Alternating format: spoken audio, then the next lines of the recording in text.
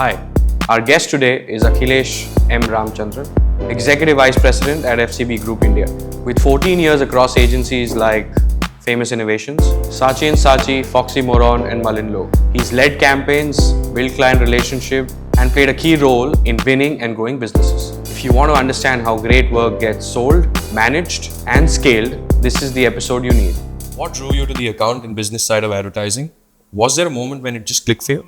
I mean, to be very honest, I used to be a copywriter when I started, right? And that gave me some fulfillment, but it wasn't very fulfilling because almost everyone wants to have a say in what you've written or what you want to write. Right. And I felt like, there almost in every agency, there's a huge gap in, who the client trusts the most and who the agency trusts the most, right? That's where account management kind of fits in. So that's what drew me in. And I won't lie about the fact that, it was pretty glamorous. Right? Like I figured that if you are the person that kind of controls the whole thing, right? You can get a lot of work done. Right. So that's what drew me into it to begin with, right? And that's why I pivoted from creative account management very early. Right. So looking at your early years, what helped you get better, or what do you think that made you like really good at your role? It's ownership. Okay. I know it sounds very easy to say it. Oh, it's not. It's not at all. Yeah. Right.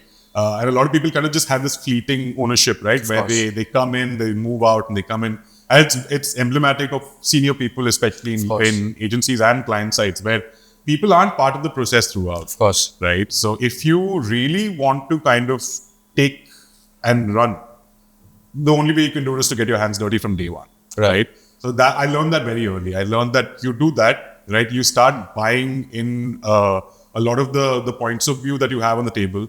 Kind of bring everyone together, and then people start looking at you automatically as someone who brings change, right? So yeah, that really helped. So taking you back to your early days, do you think there were any habits or mindset that you had to change with time when you were actually growing or having an upscale in life? Definitely. I think primarily it was to remind everyone around me and myself that client feedback isn't personal criticism. Of course. Right? And that kind of, it's probably something that I'm still doing today because, I mean, every year the workforce just gets younger and younger, right? So the younger the generation, the different perspectives you have on the table. So, I think it's that it's not personal criticism. It is not a slight on how you write or who you are as an art director or who you are as a planner, right? It's purely calibration from the clients, and the client knows their business way better than you ever will.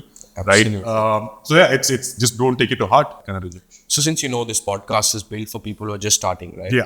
You want to tell us the difference between digital and mainline? Because I'm sure a lot of people still don't know that difference. Right. So mainline advertising is effectively what you see almost all around you, right? So on billboards, in newspapers, at the Kirana store, when you switch on your TV, all of that is your mainline advertising. Correct. That's the big budget advertising that traditionally happens in this country, right? That's where a lot of the clients' budgets are also parked. Correct.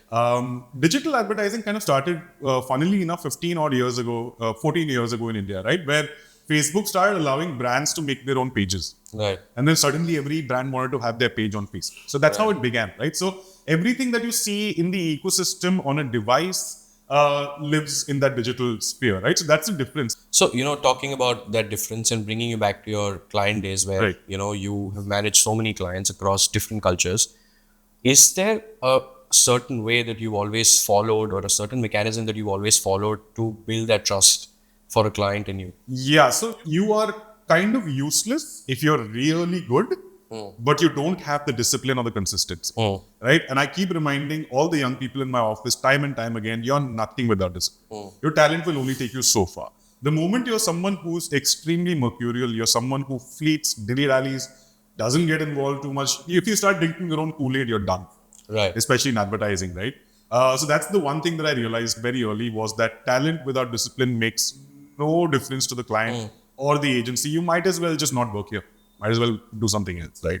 Have you had a situation where you've not really had the best experience when it comes to reporting into someone, and that someone actually was draining you out or draining the best in you out? You know what I feel? Right? So, for example, you know that you're really capable of doing something, right? But this person in the system, unfortunately, my boss, is draining me. You don't have to name anyone. You can just... No, I don't mind naming the person. Okay, it's lovely. Absolutely amazing. I used to work at Saatchi & Saatchi in 2019.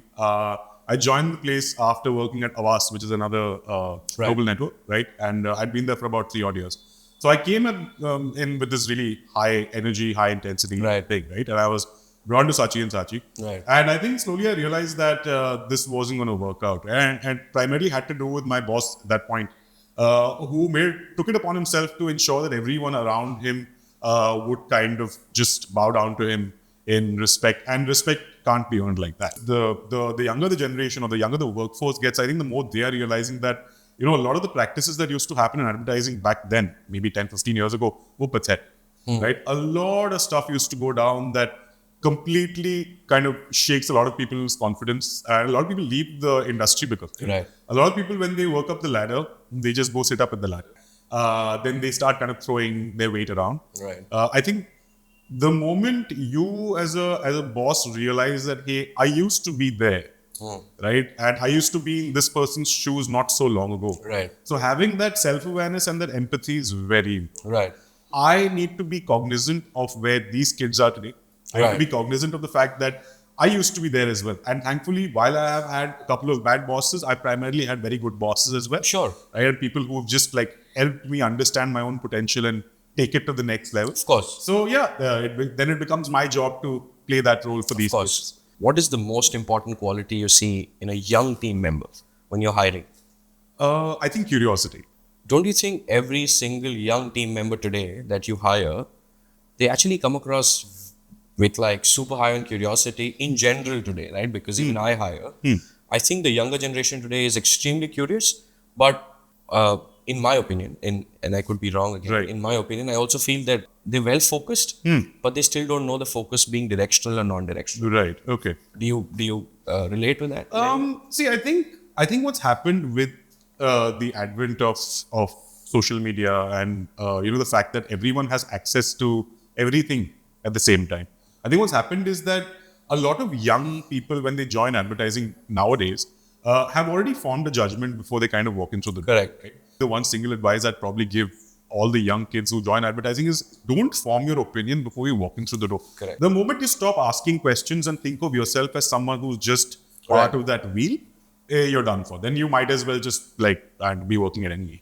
So I'm a firm believer of not calling my team a family. Yeah. But I rather look at them because I'm a cricket lover. Right. I just think of them as my cricket team. Right. And I just need to know where I want to position them and how I want to use them. I want to know who my captain is. Right. I know who my captain is, but I want to use that captain basis conditions. True. Right? Do you look at your team as a family or do you look at your team as a team is the question. I think you have to always look at your team as a team. Right. Yeah. I think the moment you start blurring the lines between professional and personal is when a lot of things start going downhill. Right. Also because a lot of people tend to kind of make work their personality. Right. Right. And that doesn't help because if my family is what I'm working with on a day-to-day basis, then there will be differences that we have, and that will affect our personal relationship. I've seen this happen in most places, right, where the founder or the person running the organization will kind of try to make it or portray it to be this big family, happy family we work with. But families always have problems. Right? Yeah, of course. And personal problems that if you kind of try to put that at the same table where I'm working, it's a bad recipe. So since you're at a very senior position and you've been doing pitches for the longest time, Right. What is that one thing? Actually, not one thing. What are those important things in a pitch for you that you think is going to make the difference for a client's perspective? Right. I think to begin with, it's reframing the client's problem, right? Okay. Without obviously losing sight of what the challenge is. I think a lot of agencies kind of stutter and stumble there, which is why a lot of agencies don't have a very good run rate when it comes to winning pitches, right? I think it's to reframe the client's problem and creatively articulate it. Right. That needs to be done primarily at a planning stage. Correct. Right? Which a lot of times doesn't happen. So for me, that becomes the first thing, right? Another bit that I feel really, really works is always be cognizant that you are just a subject matter expert in your subject. Correct. Don't go around assuming just because you've been immersed in this pitch for 3 weeks Correct. that you've attained the same level of knowledge that even an intern sitting at the client's end is kind of possessing.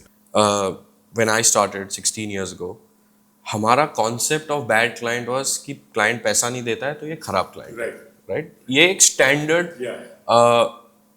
Statement था कि ये खराब client का पहचान, this like more like a thing on a client, ये पैसा नहीं देता तो इट्स अ खराब client. Is that actually it और there is more to it? I mean, a client that doesn't pay you doesn't. Is absolutely right, but is there more to it apart from just paying? There are a lot of clients that probably end up paying you, but they are still bad clients, right? So is there a differentiation to this? I've worked with quite a few bad clients. Okay. And it kind of comes from wanting to belittle other people's thought process or other people's involvement in work purely for the joy. I know it sounds sinister, but there are some very sinister people in advertising. More often than not, these are people that have worked in agencies before and then pivoted to the client side. A lot of them actually have done agency work before, which is why they, what they do is that at an agency, probably because of their lack of proficiency, they must have been pushed around or, made to do menial tasks that they thought was beneath them. And then the moment they make the pivot to the client side, they start taking it out on their agency day in, day out, right? If I can't sit across you and try to figure a solution to your problem, Correct, without you calling me names or saying nonsense that is not part of a professional conversation, then that kind of talks a lot about you and absolutely does. All right. So moving to like the lighter segment of our podcast, Yes. which is just a smart rapid fire. We want your answers to be Sure. just as simple or as one wordish if you Yeah. can. A client or mentor who shaped how you think. Priya Balan. Priya Balan was my boss at Lintas. She taught me everything I know about advertising today. And she taught me everything I know about being a good person. I'm sure she's done a great job because I'm learning so much. Or a campaign you're especially proud of managing. Paulite a Village for Ghanaian Men. This was back in 2012. Okay. We took a CSR budget of a client, FMCG client, and did wonders with it. And till today, I think that's one of the best campaigns I've worked. A quality every great servicing lead needs.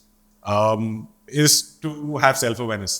The self-awareness is very important for servicing because if you're not self-aware, you're going to get muddled up in the rigmarole of whatever goes on in office. A book or a film that shaped your leadership. I'd say Moneyball, the book and the film book. They kind of taught me that you don't need to have the best of your tools to win, right? You just need to have the right tools. And that's purely data-led, so yeah. What's harder, winning trust or maintaining it? Maintaining, for sure. You can win trust anywhere. Maintaining it is the toughest thing. Of course. One trait you look for when hiring someone for a client-facing role. For a client-facing role, I'd say somebody who is resilient. Resilience for me is, and we used to call it thick skin when I was young, but it's resilience, packaged as resilience now. Right. Yeah, I'd say that. An underrated skill that helped you grow faster in your career. Taking notes.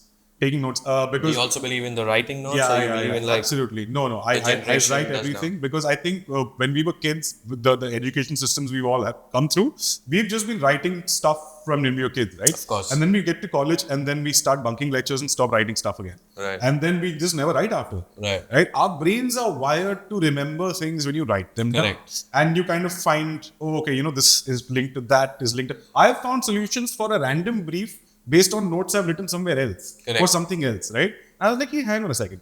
Go back. Yeah. Because my brain remembers it that way. I mean, Correct. It's conditioning, I feel. A campaign that changed how you think about execution. I think it's the recent campaign that just won like some 10 Cannes awards for FCB itself, which is Lucky Yatra. I think I realized that the true power of execution lies in the quality of your production, right? And that is where I think this campaign has kind of just taken the leap and gone places, won a Grand Prix, all of that, right? Because it's just how good the production and execution. A moment in your career that taught you patience. I think when I was a copywriter, the first time I started getting feedback on scripts is when it taught me patience because I had some 10 people sitting and giving me differing points of view. One phrase or mindset that keeps you steady under pressure. I think it's be curious, not judgmental. I think that's for me, that's become a life motto now after I've watched Ted Lasso. I'm like, the more curious I am and the less judgmental I am, the more I will learn and the more I can apply. This is GimmeTen. Here we are with Akhilesh. I've enjoyed every single bit of this conversation. I've learned so much today. And if you want to learn more, please like, subscribe and share.